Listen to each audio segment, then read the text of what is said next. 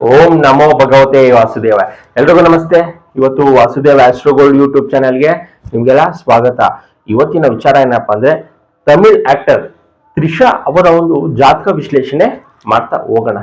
ಎಲ್ರೂ ತಮಿಳ್ನಾಡಲ್ಲಿ ವಿಜಯ್ ಸಿಎಂ ಆದ್ಮೇಲೆ ತ್ರಿಷಾ ಅವರು MLA ಆಗ್ತಾರೆ, ಡೆಪ್ಟಿ CM ಆಗ್ತಾರೆ, ಮತ್ತೆ ಏನೇನೋ ಒಂದು ಗೊಂದಲವಾದ ಮಾತುಕತೆ ಆಡ್ತಾ ಇದ್ರು. ಇವತ್ತು ಅವರ ಒಂದು ಜಾತಕ ವಿಶ್ಲೇಷಣೆ ಮಾಡ್ತಾ ಹೋಗೋಣ. ಪ್ರತಿಯೊಂದು ಹಂತದಲ್ಲೂ ಜಾತಕ ಯಾವ ರೀತಿ ನಮ್ಮನ್ನ ಕೈ ಹಿಡಿಯುತ್ತೆ, ಅದು ಮದುವೆ ವಿಚಾರ ಇರ್ಬೋದು, ಅಥವಾ ಒಂದು ಫೈನಾನ್ಸ್ ವಿಚಾರ ಇರ್ಬೋದು, ಅಥವಾ ಒಂದು ಪೊಲಿಟಿಕಲ್ ವಿಚಾರ, ಏನೇ ಒಂದು ವಿಚಾರ ಇರ್ಬೋದು, ನಮ್ಮ ಜಾತಕ ಯಾವ ರೀತಿ ಕೈ ಹಿಡಿಯುತ್ತೆ. ಮತ್ತೆ ನಾವು ಮೇಲ್ನೋಟಕ್ಕೆ ಗ್ರಹಗಳು ಎಲ್ಲಾನು ಪಾಸಿಟಿವ್ ಆಗಿದೆ ಇದೆ ಅಂತ ಅನ್ಕೊಂಡಿರ್ತೀವಿ, ಬಟ್ ಕೆಲವೊಂದ್ಸಲ ಅದು ನಮ್ಗೆ ನೆಗೆಟಿವ್ ಆಗಿ ವರ್ಕ್ ಮಾಡ್ತಾ ಇರುತ್ತೆ. ಇದನ್ನ ನಾವು ಜಾತಕದಲ್ಲಿ ತುಂಬಾ ಸೂಕ್ಷ್ಮವಾಗಿ ನೋಡ್ಬೇಕು. ಮೊದಲನೇದಾಗಿ ಇವ್ರು ಹುಟ್ಟಿರುವಂತದ್ದು 4/5/1983 ಶ್ರವಣ ನಕ್ಷತ್ರ, ತುಲಾ ಲಗ್ನದಲ್ಲಿ ಹುಟ್ಟಿರುವಂತದ್ದು, ಮಕರ ರಾಶಿ. ಇದು ತುಂಬಾ ಇಂಪಾರ್ಟೆಂಟ್ ಜಾತಕದಲ್ಲಿ. ಯಾವುದು ರಾಶಿ ಮತ್ತೆ ಯಾವುದು ಲಗ್ನ ಅಂತ ಫಸ್ಟ್ ಮೇನ್ ಆಗಿ ತಿಳ್ಕೊಳ್ಬೇಕಾಗುತ್ತೆ. ನೋಡಿ, ಲಗ್ನದಲ್ಲೇ ಶನಿ ಗ್ರಹ ಇರುವಂತದ್ದು, 2ನೇ ಮನೆಯಲ್ಲಿ ಗುರು, 3ನೇ ಮನೆಯಲ್ಲಿ ಕೇತು, 4ನೇ ಮನೆಯಲ್ಲಿ ಚಂದ್ರ, 7ನೇ ಮನೆಯಲ್ಲಿ ಸೂರ್ಯ ಕುಜ, 8ನೇ ಮನೆಯಲ್ಲಿ ಬುಧ, 9ನೇ ಮನೆಯಲ್ಲಿ ಶುಕ್ರ ರಾಹು ಇರುವಂತದ್ದು. ನಾವು ಮೇಲ್ನೋಟಕ್ಕೆ ನೋಡಿದ್ರೆ ಎಲ್ಲಾ ಗ್ರಹಗಳು ತುಂಬಾ ಉತ್ತಮವಾಗಿ ಇದೆ. ಅಂದ್ರೆ ಜೀವನದಲ್ಲಿ ಯಾವುದೇ ರೀತಿಯ ಸಮಸ್ಯೆ ಇವ್ರ ಲೈಫಲ್ಲಿ ಬರಬಾರ್ದು, ಆ ರೀತಿ ಕಾಂಬಿನೇಷನ್ಸ್ ತುಂಬಾ ಎಕ್ಸಲೆಂಟ್ ಆಗಿದೆ. ಇವರ ಒಂದು ಡೇ ಟು ಟೈಮ್ ಎಕ್ಸ್ಪ್ರೆಸ್ ಹಾಕಿದ್ರೆ ಏನಕ್ಕೆ ಸರ್ ಹಂಗೆ ಹೇಳ್ತಾ ಇದ್ದೀರಾ ಅಂದ್ರೆ, ನೋಡಿ, ಶನಿ ಲಗ್ನದಲ್ಲೇ ಉಚ್ಚ, ತುಲಾ ರಾಶಿಯಲ್ಲಿ ಶನಿ ಗ್ರಹ ಉಚ್ಚ ಆಗುತ್ತೆ, ಮೇಷದಲ್ಲಿ ಸೂರ್ಯ ಗ್ರಹ ಉಚ್ಚ ಆಗುತ್ತೆ, ಮತ್ತೆ ಕುಜ ಅವನ ಮನೆಯಲ್ಲೇ ಇರುವಂತದ್ದು, ಮೇಷ ರಾಶಿಯಲ್ಲೇ ಕುಜ ಇರುವಂತದ್ದು, ಮತ್ತೆ 4ನೇ ಮನೆಯಲ್ಲಿ ಕೇಂದ್ರ ಸ್ಥಾನದಲ್ಲಿ ಚಂದ್ರ ಇರುವಂತದ್ದು, 3ನೇ ಮನೆಯಲ್ಲಿ ಕೇತು ಇರುವಂತದ್ದು, 2ನೇ ಮನೆಯಲ್ಲಿ ಗುರು ಇರುವಂತದ್ದು, ಮತ್ತೆ 8ನೇ ಮನೆಯಲ್ಲಿ ಬುಧ, ಮತ್ತೆ 9ನೇ ಮನೆಯಲ್ಲಿ ಶುಕ್ರ. ಯಾಕಂದ್ರೆ ಪರಿವರ್ತನೆ ಯೋಗ ಆಗುತ್ತೆ. ಶುಕ್ರನ ಮನೆಯಲ್ಲಿ ಬುಧ, ಬುಧನ ಮನೆಯಲ್ಲಿ ಶುಕ್ರ, ಮತ್ತೆ ಭಾಗ್ಯ ಸ್ಥಾನದಲ್ಲಿ 9ನೇ ಮನೆಯಲ್ಲಿ ರಾಹು ಗ್ರಹ ಇರುವಂತದ್ದು. ಮೇಲ್ನೋಟಕ್ಕೆ ಎಲ್ಲಾ ಗ್ರಹ 9 ಗ್ರಹ ಪಾಸ್ ಅಂತ ನಾವು ಅನ್ಕೊಳ್ತೀವಿ. ಇಲ್ಲಿ ನೋಡಿ ಎಷ್ಟೊಂದ್ ಜನ ಕನ್ಫ್ಯೂಸ್ ಮಾಡ್ಕೊಳ್ಳುವಂಥದ್ದು, ಇದು ನೋಡಿ ಎಷ್ಟೊಂದ್ ಜನ ಖುಷಿ ಪಡುವಂಥದ್ದು. ಬಟ್ ಆದ್ರೆ ನಮ್ಮ ಜೀವನಗಳಲ್ಲಿ ನಮ್ಗೆ ರಿಕ್ವೈರ್ಮೆಂಟ್ ಕೆಲವೊಂದ್ಸಲ ಆಗ್ತಿರಲ್ಲ. ಅದು ಮ್ಯಾರೇಜ್ ಇರ್ಬೋದು, ಅಥವಾ ಮ್ಯಾರೇಜ್ ಲೈಫ್ ಇರ್ಬೋದು, ಅಥವಾ ನಮ್ಮೊಂದು ಪೊಲಿಟಿಕಲ್ ವಿಚಾರ ಇರ್ಬೋದು, ಅಥವಾ ಯಾವುದೇ ಒಂದು ವಿಚಾರ ನಮ್ಮ ರಿಕ್ವೈರ್ಮೆಂಟ್ಗೆ ಅದು ಸಿಗ್ತಾ ಇರಲ್ಲ. ಇದು ತುಂಬಾ ಇಂಪಾರ್ಟೆಂಟ್ ಆಗುತ್ತೆ. ಮೇಲ್ನೋಟಕ್ಕೆ ಗ್ರಹಗಳೆಲ್ಲ ಪಾಸಿಟಿವ್ ಆಗಿದೆ. ನಾನು ಅದಕ್ಕೆ ಹೇಳೋದು, ಡಿಗ್ರಿ ವೈಸ್ ಅಲ್ಲಿ ಗ್ರಹಗಳು ಅಲ್ಲಲ್ಲೇ ಇದೆಯಾ ಅನ್ನೋದು ಫಸ್ಟ್ ನಾವು ನಿಖರವಾಗಿ ತಿಳ್ಕೊಳ್ಬೇಕಾಗುತ್ತೆ. ನೋಡಿ, ಕೇತು ಗ್ರಹ 2ನೇ ಮನೆಯಲ್ಲಿ ಇರುವಂತದ್ದು. ನಾನು ಎಲ್ಲಿ ಬರ್ತಿದ್ದೀನಿ, ಇಲ್ಲಿ 3ನೇ ಮನೆ ಅಂತ ಬರ್ತಿದ್ದೀನಿ. ಕೇತು ಗ್ರಹ 3ರಿಂದ 2ನೇ ಮನೆಗೆ ಬಂತು. ಶುಕ್ರ ಗ್ರಹ 8ನೇ ಮನೆ ಅಂತ ಬರ್ತಿದ್ದೀನಿ. ಶುಕ್ರ ಗ್ರಹ 9ನೇ ಮನೆಯಿಂದ 8ನೇ ಮನೆಗೆ ಬರುತ್ತೆ. ಸೂರ್ಯ ಗ್ರಹ ಇಲ್ಲಿ 7ನೇ ಮನೆ ಅಂತ ಬರ್ತಿದ್ದೀನಿ, 6ನೇ ಮನೆಗೆ ಬರುವಂತದ್ದು. ಯಾವ ರೀತಿ ಸ್ಪ್ಲಿಟ್ ಆಗಿದೆ ಗ್ರಹಗಳು ಮೇಲ್ನೋಟಕ್ಕೆ 9 ಪಾಸ್ ಅಂತ ಹೇಳ್ತೀವಿ. ಮತ್ತೆ 6ನೇ ಮನೆ ಚಂದ್ರಗ್ರಹ 4ನೇ ಮನೆಯಿಂದ 3ನೇ ಮನೆಗೆ ಬಂದಿರುವಂತದ್ದು. ಕುಜಗ್ರಹನು ಅಷ್ಟೇ, ಇಲ್ಲಿ 7ನೇ ಮನೆಯಲ್ಲಿ ಇಲ್ಲ, 6ನೇ ಮನೆ ಫಲ ಕೊಡ್ತಾ ಇದೆ. ಇದು ತುಂಬಾ ಇಂಪಾರ್ಟೆಂಟ್. 6ನೇ ಮನೆ ಫಲ ಕುಜಗ್ರಹ ಕೊಡ್ತಿರುವಂತದ್ದು. ರಾಹುನು ಅಷ್ಟೇ. ನಾನು ಒಂದು ಸಲ ಕೇತು 2ನೇ ಮನೆಗೆ ಬಂದ್ಮೇಲೆ ಆಬ್ವಿಯಸ್ಲಿ ರಾಹುನು ಕೂಡ 8ನೇ ಮನೆಗೆ ಬಂದಿರುತ್ತೆ, ಸ್ಕಿಪ್ ಹಿಂದ್ಗಡೆ ಮನೆಗೆ ಬಂದಿರುತ್ತೆ. ಗುರು 2ನೇ ಮನೆಯಲ್ಲಿ ಇಂದ 1ನೇ ಮನೆಗೆ ಬಂದಿದೆ, ಇದು ಕೂಡ ರಿಟರ್ನ್ ಆಗಿದೆ. ಶನಿ ಗ್ರಹ 12ನೇ ಮನೆಯಲ್ಲಿ ಡಿಗ್ರಿ ವೈಸ್ ಅಲ್ಲಿ ಇರುವಂತದ್ದು, ಇಲ್ಲಿ 1ನೇ ಮನೆಯಿಂದ 12ನೇ ಮನೆಗೆ ಹೋಗಿದೆ. ನೋಡಿ, ಯಾವ ಗ್ರಹಗಳು ನಾವು ನೋಡ್ದಂಗೆ ನೋಡಕ್ಕೆಲ್ಲ ಪಾಸಿಟಿವ್, ಡಿಗ್ರಿ ವೈಸ್ ಅಲ್ಲಿ ಯಾವ ರೀತಿ ಸ್ಕಿಪ್ ಆಗಿದೆ ಅಂತ ಎಲ್ಲಾ ಗ್ರಹಗಳು ಹಿಂದೆ ಮುಂದೆ ಚಲನೆ ಆಗಿರುವಂತದ್ದು. ಬುಧ ಗ್ರಹ ಡಿಗ್ರಿ ವೈಸ್ ಅಲ್ಲಿ 7ನೇ ಮನೆ ಇದೆ, ಲಗ್ನದ 8ನೇ ಮನೆ ಅಂತ ಬರ್ದಿದ್ದೀನಿ, 9ನೇ ಮನೆಗೆ 7ನೇ ಮನೆಗೆ ಬಂದಿದೆ, 8ನೇ ಮನೆಯಿಂದ 7ನೇ ಮನೆಗೆ. ಅಂದ್ರೆ 9ಕ್ಕೆ 9 ಗ್ರಹನು ಸ್ಪ್ಲಿಟ್ ಆಗಿರುವಂತದ್ದು. ಎಕ್ಸಾಕ್ಟ್ ಆಗಿ ಅಲ್ಲಿಲ್ಲ. ನಾವು ನೋಡಕ್ಕೆ ಗ್ರಹಗಳು ಎಲ್ಲಾ ಪಾಸಿಟಿವ್ ಆಗಿದೆ ಅಂತ ನಾವು ಅನ್ಕೊಂಡ್ರು, ಈ ರೀತಿ ಸ್ಪ್ಲಿಟ್ ಆದಾಗ ನಮ್ಮ ಜೀವನಗಳಲ್ಲಿ ನಾವು ತಗೊಳ್ಳುವಂತ ಸ್ಟೆಪ್ಗಳು ಒಂದ್ಸಲ ಇಡುವುದೊಂದು ಗ್ಯಾರಂಟಿ. ಸೊ ನಾವು ಜಾತಕನೇ ನೋಡಲ್ಲ ಅಂದ್ರೆ ಏನಾದ್ರು ಒಂದು ಸಮಸ್ಯೆ ಅನುಭವಿಸ್ತಾನೆ ಇರ್ತೀವಿ. ಎಷ್ಟೊಂದ್ ಜನ ನಾವು ಜಾತಕ ನೋಡಿ ಖುಷಿ ಪಡುವಂತದ್ದು, ಅಥವಾ ಜಾತಕ ನೋಡಿ ಎಷ್ಟೊಂದ್ ಜನ ಈ ಕಾಲದಲ್ಲಿ ಯಾವ್ದೋ ಒಂದು ಎಜುಕೇಶನ್ ತಗೊಳ್ಬೇಕು ಅಂತ ಇರ್ತಾರೆ, ಅಥವಾ ಯಾವ್ದೋ ಒಂದು ಮದುವೆ ವಿಚಾರಕ್ಕೆ ಈ ರೀತಿ ಜಾತಕ ನೀವು ಮೇಲ್ನೋಟಕ್ಕೆ ನೋಡಿ ನೀವು ಏನಾದ್ರು ಡಿಸೈಡ್ ಮಾಡಿದ್ರೆ ಸ್ವಲ್ಪ ಫೇಲ್ಯೂರ್ ಅಂತೂ ಆಗೋದು ಗ್ಯಾರಂಟಿ. ಏನಕ್ಕೆ ಅಂದ್ರೆ ಗ್ರಹಗಳು ಈ ರೀತಿ ಆದಾಗ ನಿಮ್ಮ ದಶಾಭುಕ್ತಿಗಳು ನಡೆದಾಗ ನೀವು 6ನೇ ಮನೆ ಅನ್ಕೊಂಡಿದ್ರೆ ಅದು 4 ಬಂದಿರ್ಬೋದು ಅಥವಾ 5ಕ್ಕೆ ಹೋಗಿರ್ಬೋದು. ಈ ರೀತಿ ಸಮಸ್ಯೆ ಆಗಿರುತ್ತೆ. ಇದು ಬೇಸಿಕ್ ಆಗಿ ನೀವು ತಿಳ್ಕೊಳ್ಬೇಕಾಗತ್ತೆ. ಮೇನ್ ಚಾಟ್ ಅಲ್ಲಿ ಏನ್ ಪ್ರಾಬ್ಲಮ್ ಇದೆ ಮತ್ತೆ ನಮ್ಗೆ ಡಿಗ್ರಿ ವೈಸ್ ಅಲ್ಲಿ ಯಾವ್ದಿದೆ. ಇದೇನಾಗುತ್ತೆ ಅಂದ್ರೆ ನಾವು ಮೇನ್ ಚಾಟು ಇದು ನಕ್ಷತ್ರದಲ್ಲಿ ಬರೋದು ತುಂಬಾ ಇಂಪಾರ್ಟೆಂಟ್. ಯಾವ ಗ್ರಹ ನಕ್ಷತ್ರದಲ್ಲಿ ಇದೆ ಇದು ಫಲ ಕೊಡ್ತಾ ಇರುತ್ತೆ ನಿಮ್ಮ ಲೈಫ್ ಅಲ್ಲಿ, ಪ್ರತಿ ಒಂದು ಹಂತದಲ್ಲೂ ಫಲ ಕೊಡ್ತಾ ಇರುತ್ತೆ. ಮತ್ತೆ ಸಬ್ಲಾಡ್ ಕನ್ಫರ್ಮ್ ಮಾಡುತ್ತೆ ನಿಮ್ಮ ಒಂದು ಲೈಫ್ ಅಲ್ಲಿ ಪ್ರತಿ ಒಂದು ಹಂತದಲ್ಲೂ ಇದೆಲ್ಲ ನಿಮ್ಮ ಗ್ರಹಗಳು ನಕ್ಷತ್ರದಲ್ಲಿ ಕುತ್ಕೊಂಡು ಸಪೋರ್ಟ್ ಮಾಡ್ತಾ ಇರುತ್ತೆ. ಇದು ತುಂಬಾ ಇಂಪಾರ್ಟೆಂಟ್ ಜಾತಕದಲ್ಲಿ. ಮೇಲ್ನೋಟಿಕೆ ಗ್ರಹಗಳು ನಾವು ಯೋಗ ಅಂತ ಹೇಳ್ಬೋದು, ಪರಿವರ್ತನೆ ಯೋಗ ಇದೆ ಅಂತ ಹೇಳ್ಬೋದು, ಗಜಕೇಸರಿ ಯೋಗ ಇದೆ ಅಂತ ಹೇಳ್ಬೋದು. ಇಷ್ಟೇ ಯೋಗ ಇದ್ರು ನಮ್ಗೆ ಕನ್ಸಲ್ಟೇಷನ್ ಅಲ್ಲಿ ಸರ್ ನನಗೆ ತುಂಬಾ ಪಾಪರ್ ಆಗ್ಬಿಟ್ಟಿದ್ದೀನಿ, ನೀವು ಗಜಕೇಸರಿ ಯೋಗ ಅಂತ ಹೇಳ್ತೀರಿ ಏನಕ್ಕೆ ಅಂದ್ರೆ ಅಲ್ಲಿ ನಾವು ಗಜಕೇಸರಿ ಅಂತ ಯೋಗ ಹೇಳಿದ್ರು ಗುರು ಏನಾದ್ರೂ 12ನೇ ಮನೇಲಿ ಇದ್ದೆ ಗುರುನೇ ನಿಮ್ಗೆ ನೆಗೆಟಿವ್ ಆಗಿ ವರ್ಕ್ ಮಾಡ್ತಾ ಇರುತ್ತೆ. ಅಥವಾ ಚಂದ್ರ ಏನಾದ್ರೂ 8ನೇ ಮನೆ 12ನೇ ಮನೆ ಇದ್ರೆ ಚಂದ್ರನೇ ನಿಮ್ಗೆ ನೆಗೆಟಿವ್ ಆಗಿ ವರ್ಕ್ ಮಾಡ್ತಾ ಇರುತ್ತೆ. ಅಲ್ಲಿ ಗಜಕೇಸರಿ ಯೋಗ ಇದ್ರೂ ಕೂಡ ನಿಮ್ಮ ಒಂದು ಜೀವನಗಳಲ್ಲಿ ಸಕ್ಸಸ್ ತಗೊಳಕ್ಕೆ ಸಾಧ್ಯನೇ ಆಗ್ತಿರಲ್ಲ. ಏನಕ್ಕೆ ಅಂದ್ರೆ ಗ್ರಹಗಳು ನೆಗೆಟಿವ್ ಆಗಿ ವರ್ಕ್ ಮಾಡ್ತಾ ಇರುತ್ತೆ. ಇದು ಬೇಸಿಕ್ ಆಗಿ ನಾವು ತಿಳ್ಕೊಳ್ಬಹುದು. ಇವರ ಒಂದು ಜಾತಕದಲ್ಲಿ ನೋಡಿ, ಚಂದ್ರ ದಶದಲ್ಲಿ ಇವ್ರು ಹುಟ್ಟಿರುವಂತದ್ದು. ಚಂದ್ರ ದಶದಲ್ಲಿ ಹುಟ್ಟಿರ್ತಾರೆ. ಶ್ರವಣ ನಕ್ಷತ್ರ ಅಂದ್ರೆ ಚಂದ್ರ ದಶ ಅಧಿಪತಿ ಬರುತ್ತೆ. ಚಂದ್ರ ದಶದಲ್ಲಿ ಇವರ ಒಂದು ಲೈಫ್ ಸ್ಟಾರ್ಟ್ ಆಗುತ್ತೆ. 90ಗೆ ಚಂದ್ರ ದಶ ಮುಗಿಯುವಂತದ್ದು. 90ಯಿಂದ 97ಗೆ ಕುಜ ದಶ 97ಗೆ ಮುಗಿದ್ಮೇಲೆ 2015 ತನಕ ರಾಹು ದಶ ಇರುತ್ತೆ. ಈ ಒಂದು ಟರ್ಮ್ ಅಲ್ಲಿ ಇವರು ಫಿಲಂ ಇಂಡಸ್ಟ್ರಿ ಇರ್ಬೋದು ಅಥವಾ ಎಂಗೇಜ್ಮೆಂಟ್ ಮಾಡ್ಕೊಳ್ಳೋದು ಎಲ್ಲ ಮಾಡ್ಕೊಂಡಿರ್ತಾರೆ. ಒಂದು ವಿಚಾರ ಏನಪ್ಪಾ ಅಂದ್ರೆ ನಾನು ಎಲ್ಲಾ ಎಪಿಸೋಡ್ ಅಲ್ಲೂ ಹೇಳ್ತಿರ್ತೀನಿ, ಜಾತಕದಲ್ಲಿ ಯಾರಿಗೆ ನಕ್ಷತ್ರದಲ್ಲಿ 5ನೇ ಮನೆ ಇದೆ 6ನೇ ಮನೆ ಇದೆ ಅವ್ರಿಗೆ ಎಂಗೇಜ್ಮೆಂಟ್ ಕಟ್ ಆಗ್ತಾ ಇರುತ್ತೆ ಅಥವಾ ಮದುವೆನೇ ಕಟ್ ಆಗುತ್ತೆ ಅಥವಾ ಡೈವರ್ಸ್ ಆಗ್ತಾ ಇರುತ್ತೆ ಅಂತ. ಇವತ್ತು ಅದೊಂದು ಸೂಕ್ತವಾದ ಒಂದು ಎಕ್ಸಾಂಪಲ್. ಇವ್ರಿಗೆ ಕುಜನ ನಕ್ಷತ್ರದಲ್ಲಿ 6ನೇ ಮನೆ ಬರುತ್ತೆ ಮತ್ತೆ ರಾಹುವಿನ ನಕ್ಷತ್ರದಲ್ಲಿ 6ನೇ ಮನೆ ಬಂದಿರುತ್ತೆ. ಅಂದ್ರೆ ರಾಹು 2015 ಇವ್ರಿಗೆ ಎಂಗೇಜ್ಮೆಂಟ್ ಎಲ್ಲ ಆಗಿ ಕಟ್ ಆಗಿರುವಂತದ್ದು ರಾಹುವಿನ ದಶದಲ್ಲೇನೆ. ಅದ್ರ ಜೊತೆಗೇನೆ 8ನೇ ಮನೆ ಏನಾದ್ರೂ ಒಂದು ಸಮಸ್ಯೆ ಇರುತ್ತೆ. 8ನೇ ಮನೆ ಇಲ್ಲಿ ಯಾವ್ದು ಕಾಂಬಿನೇಷನ್ ಅಲ್ಲಿ 2-7 ಇದ್ರು 6ನೇ ಮನೆ ಇಟ್ ಅಂತ ನಾವು ಕರಿತೀವಿ. 6ನೇ ಮನೆ ಫಲ ತಗೊಂಡಿರುವಂತದ್ದು. ನಾವು ಲಗ್ನದಿಂದ 7ನೇ ಮನೆಯಲ್ಲಿ ಕುಜ ಇದೆ, ಕುಜ ಎಲ್ಪ್ ಮಾಡುತ್ತೆ ಅಂತ ನಾವು ಅನ್ಕೊಂಡಿರ್ತೀವಿ. 6ನೇ ಮನೆಯಲ್ಲಿ ಕುತ್ಕೊಂಡು ನಕ್ಷತ್ರದಲ್ಲಿ ಈ ರೀತಿ ಸಮಸ್ಯೆ ಕೊಡ್ತಾ ಇರ್ತಾನೆ. ಅವ್ನ ಎಂತ ಸೆಲೆಬ್ರಿಟಿ ಆಗಿರ್ಬೋದು, ಸಮಸ್ಯೆ ಅಂತೂ ಗ್ಯಾರಂಟಿ. ನಾವ್ ಅನ್ಕೊಳ್ಬಹುದು ಅವ್ರಿಗೇನು ಇವ್ರಲ್ದವ್ರು ಇನ್ನೊಬ್ರು ಸಿಗ್ತಾರಂತೆ, ಬಟ್ ಅವ್ರ ಲೈಫ್ ಅಲ್ಲಿ ಸಿಗಕ್ಕೆ ಚಾನ್ಸ್ ಇಲ್ಲ. ಏನಕ್ಕೆ ಅಂದ್ರೆ ಗ್ರಹಗಳು ಒಂದು ಸಲ ಡಿಸೈಡ್ ಮಾಡಿದ್ರೆ ಅವನೆಂತ ಸೆಲೆಬ್ರಿಟಿ ಆಗಿರ್ಲಿ ಯಾರೇ ಆಗಿರ್ಲಿ ಲೈಫ್ ಅಲ್ಲಿ ಅವ್ನಿಗೆ ಸಿಗಲ್ಲ. ಸಿಗಬೇಕು ಅಂತ ಅವನ ಜಾತಕದಲ್ಲಿ ಕಾಂಬಿನೇಷನ್ಸ್ ಇದ್ರೆ ಖಂಡಿತ ಸಿಗುತ್ತೆ. ನಾನು ಎಷ್ಟೊಂದು ಎಪಿಸೋಡ್ಗಳನ್ನೆಲ್ಲ ಮಾಡಿದ್ದೀನಿ, ನೀವು ಅಲ್ಲಿ ನೋಡ್ಕೊಳ್ಬಹುದು ಕಾಂಬಿನೇಷನ್ಸ್ ಎಲ್ಲ.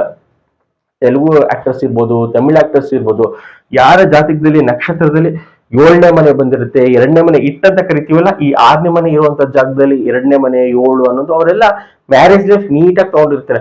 ಅಥವಾ ಓವರ್ ಆಲ್ ಅವ್ರ ಲೈಫ್ ಎಲ್ಲ ತುಂಬಾ ಸುಲಭವಾಗಿ ಹೋಗ್ತಾ ಇರುತ್ತೆ, ನೀಟಾಗಿ ಹೋಗ್ತಾ ಇರುತ್ತೆ, ಯಾವ್ದೇ ರೀತಿಯ ಸಮಸ್ಯೆ ಗೊಂದಲಗಳಿರಲ್ಲ.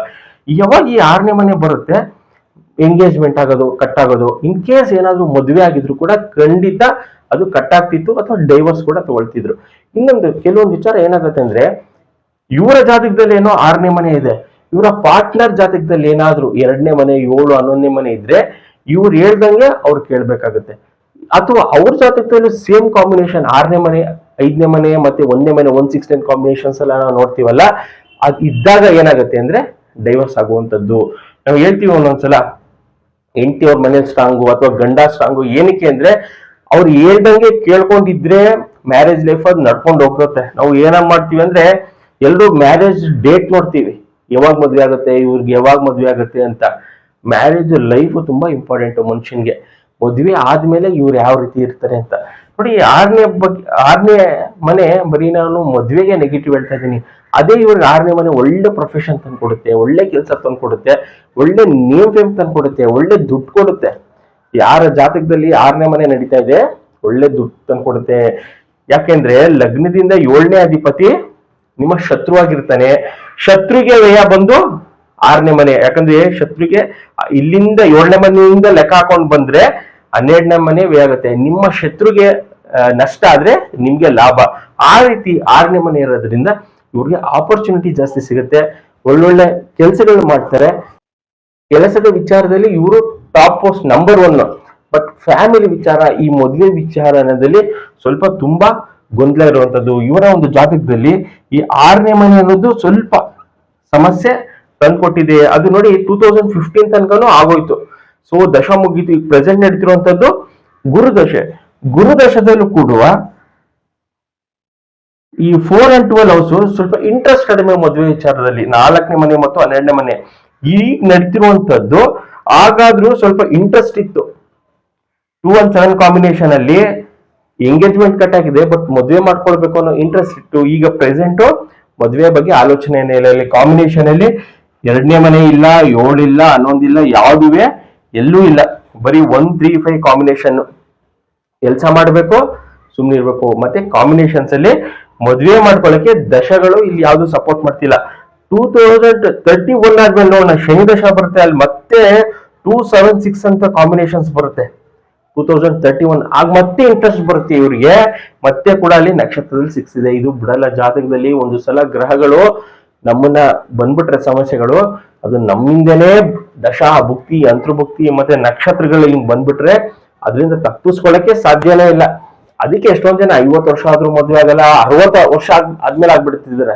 ಎಷ್ಟೊಂದ್ ಜನ 60 ವರ್ಷ ಆದ್ಮೇಲೆ ಆಗಿರುತ್ತೆ. ಏನಕ್ಕೆ ಅಂದ್ರೆ ಕೆಲವೊಂದು ಸಲ ನಮ್ಮ ದಶಾ ಅಲ್ಲಿ ತನಕನೂ ಕರ್ಕೊಂಡೋಗುತ್ತೆ. ಅಲ್ಲಿ ತನಕನೂ ಕರ್ಕೊಂಡೋಗಿ ಅಲ್ಲಿ ಅವ್ರಿಗೆ ಇಂಟ್ರೆಸ್ಟ್ ಬರುವಂತದ್ದು, ಆಗ ಮದುವೆ ಆಗುವಂಥದ್ದು. ಇದು ಎಷ್ಟೊಂದ್ ಜನ ಮಿರಾಕಲ್ ಆಗಿ ನಡೆದಿರುವಂತದ್ದು. 50 ವರ್ಷ ಆದ್ಮೇಲೆ ಎಷ್ಟೊಂದ್ ಜನ ಮದುವೆ ಆಗಿರ್ತಾರೆ. ಏನಕ್ಕೆ ಅಂದ್ರೆ ಈ ರೀತಿ ಸಮಸ್ಯೆ ಇದ್ದಾಗ ಡಿಲೇ ಮಾಡ್ತಾನೆ ಇರ್ತಾರೆ. ಜಾತಕದಲ್ಲಿ ಈ ರೀತಿ ಸಮಸ್ಯೆಗಳಿರುತ್ತೆ.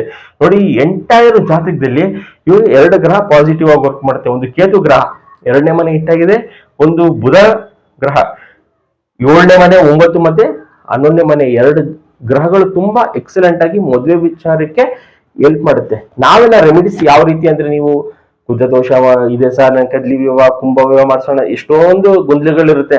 ಎಲ್ಲಾ ದೇವಸ್ಥಾನಕ್ಕೆ ಹೋಗಿದ್ದೆ, ಕಾಳಹಸ್ತಿಗೆ ಹೋಗಿದೆ, ಕುಕ್ಕೆ ಸುಬ್ರಹ್ಮಣ್ಯಗೆ ಹೋಗಿದೆ, ಏನೂ ಆಗಿಲ್ಲ. ಅಂದ್ರೆ ನಿಮ್ಮ ಜಾತಕದಲ್ಲಿ ಕಾಂಬಿನೇಷನ್ ಅಲ್ಲಿ 2ನೇ ಮನೆ ಯಾವ್ದಿದೆ, 7ನೇ ಮನೆ ಯಾವ್ದು, ಇಂಥ ಗ್ರಹಗಳಿಗೆ ಅತಿ ಹೆಚ್ಚು ಮಂತ್ರ ಪಠನೆ ಮಾಡಿ. ಮನೇ ಮಂತ್ರಾಲಯ ಅಂತ ನಾನು ಹೇಳ್ತೀನಿ. ನೀವು ಮನೇಲೆ ಕೂತ್ಕೊಂಡು ಅತಿ ಹೆಚ್ಚು ಮಂತ್ರ ಪಠನೆ, ನಿಮ್ಮ ಜಾತಕದಲ್ಲಿ ಯಾವ್ದು ಗ್ರಹ ಸ್ಟ್ರಾಂಗ್ ಆಗಿದೆ ಆ ಗ್ರಹಕ್ಕೆ ಸಂಬಂಧಪಟ್ಟಿದ್ದು ಮಂತ್ರ ಪಠನೆ, ಉಂಗ್ರ, ರುದ್ರಾಕ್ಷಿ ಮತ್ತೆ ಕ್ರಿಸ್ಟಲ್ಸ್ ಧಾರಣೆ ಮಾಡ್ಕೊಳ್ಳೋದ್ರಿಂದ ಆ ಗ್ರಹಕ್ಕೆ ಸಂಬಂಧಪಟ್ಟಿದ್ದು ನೀವು ಆಕ್ಟಿವೇಟ್ ಮಾಡ್ಕೊಳ್ಬೇಕಾಗುತ್ತೆ. ಇಲ್ಲಿ ಯಾವ್ದು ಗ್ರಹ ನೆಗೆಟಿವ್ ಆಗಿದೆ ಆ ಗ್ರಹಕ್ಕೆ ಸಂಬಂಧಪಟ್ಟಿರುವಂತದ್ದು ದಾನ. ಇದು ಬೇಸಿಕ್. ನಮ್ ಜಾತಕದಲ್ಲೂ ಇದೇ ರೀತಿ ಸಮಸ್ಯೆ ಇರುತ್ತೆ.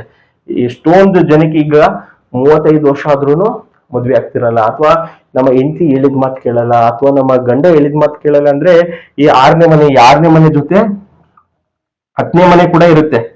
ಅದ್ ಇನ್ನ ಇವತ್ತು ಅಂತ ಕೊಟ್ಟಿರುತ್ತೆ. 1, 6, 10 ಕಾಂಬಿನೇಷನ್ ಅಂತ ಹೇಳ್ತೀವಿ. ಅಥವಾ 10ನೇ ಮನೆ ಏನಾದ್ರು ಇಟ್ಟಾಗೋದು, 6ನೇ ಮನೆ ಇಟ್ಟಾಗೋದು, 1ನೇ ಮನೆ ಇಟ್ಟಾಗೋದು, ಹಿಂಗಿದ್ದಾಗ ಅವ್ರಿಗೆ ಮದ್ವೆ ಬಗ್ಗೆ ಇಂಟ್ರೆಸ್ಟ್ ಇರಲ್ಲ. ಅಥವಾ ನಾನು ಹೇಳ್ದಂಗೆ ಕೇಳ್ಬೇಕು.